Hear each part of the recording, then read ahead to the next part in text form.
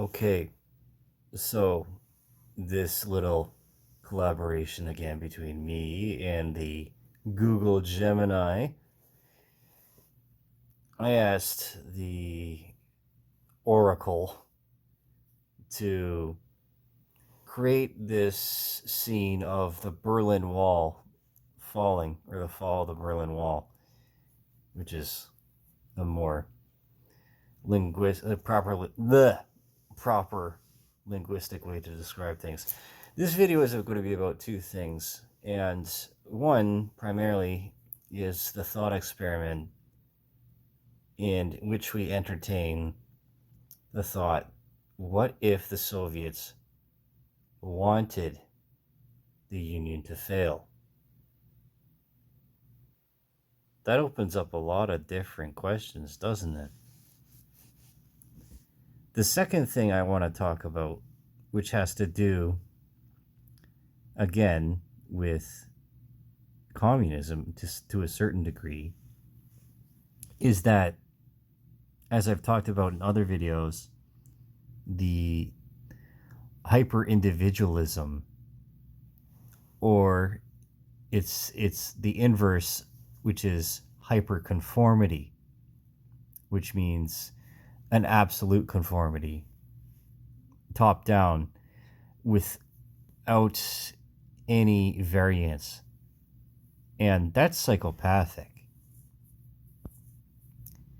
The same is also true because we can use the identities and the very existence of other social groups or subcultures as pawns, political pawns,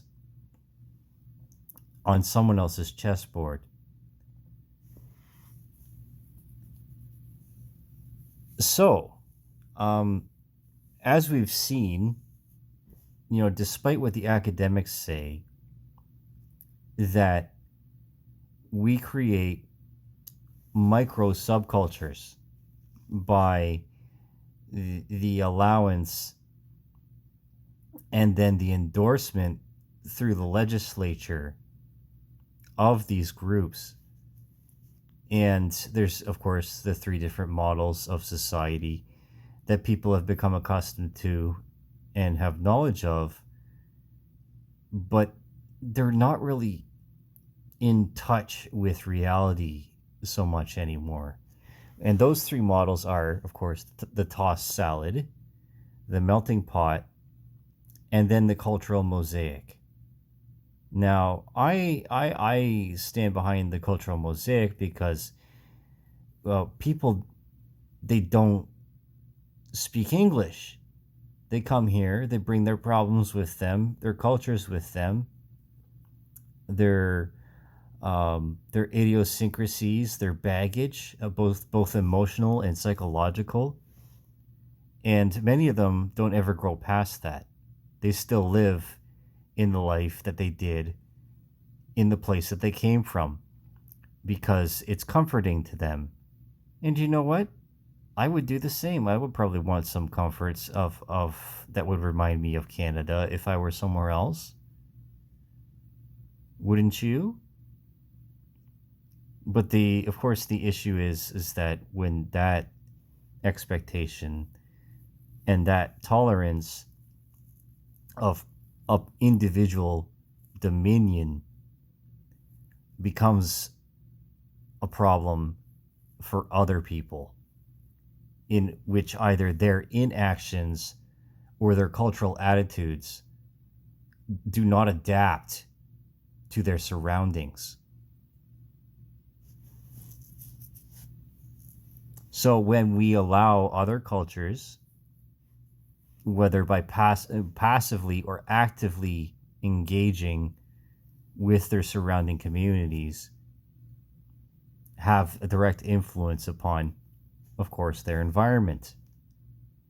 And this includes pollution, littering, defecating in public,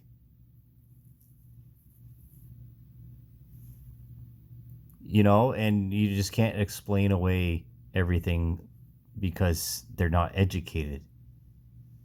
It doesn't make sense. It has no logical basis, and quite frankly, it doesn't have a legal one either.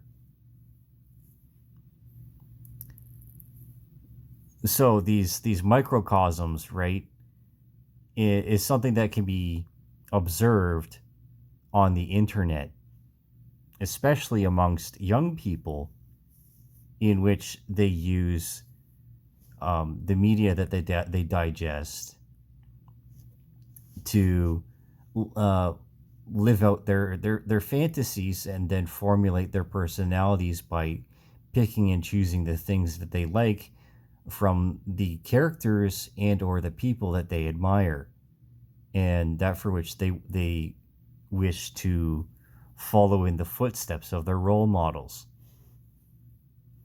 Now, communism is infamous for its purges of its dissenters, in which, if you did not conform to the expectations of the bourgeoisie, then you would be done away with. And under Stalin, how many was it? It was 42, 41 million people that were killed under his rule within like the first years. You know how many people died in the communist revolution? Thousands of people did. Thousands.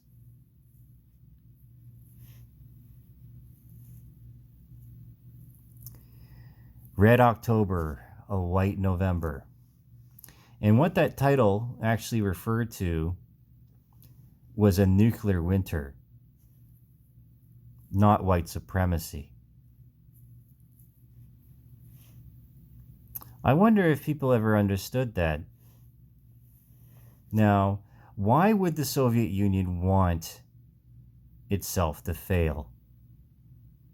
Because then it would let loose all of these people who had been indoctrinated upon the rest of the world. And by them becoming fervent, or fervent, passionate,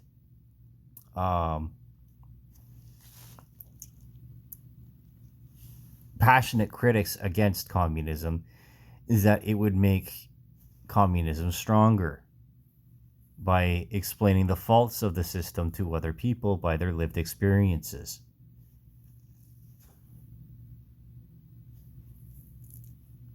And by decentralizing and by distributing these individuals, some of whom still held ties and loyalties to the home country, which many of them still do, and they did, right? They brought their sentiments and their cultural values with them to wherever they went.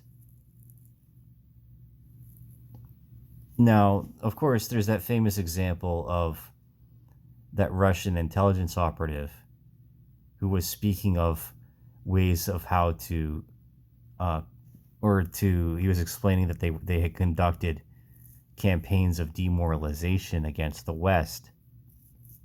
And they did through the repeater stations or the arrays that faced westward, and constantly broadcasted messages towards the West. So, I think I've explained it within 10 minutes. I hope you understand that if we want to break down barriers, we have to expose the people conducting this business that are doing it in such a manner that is harmful to other people, and that we cannot allow for vigilante justice to persist just because of the cause célèbre at this very moment, as they fight for the minorities, that for which they then abandon after they achieve their goals. And it doesn't matter what their skin color is or what their sexual orientation is.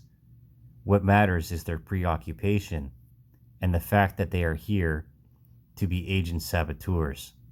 If they're not inspired by their own readings and their own indoctrination that was instilled in them by the educators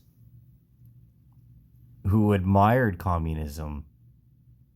They admired it, and they still do. And some of them are hostile in this regard. But what they didn't do, and they won't ever do, is open up a history textbook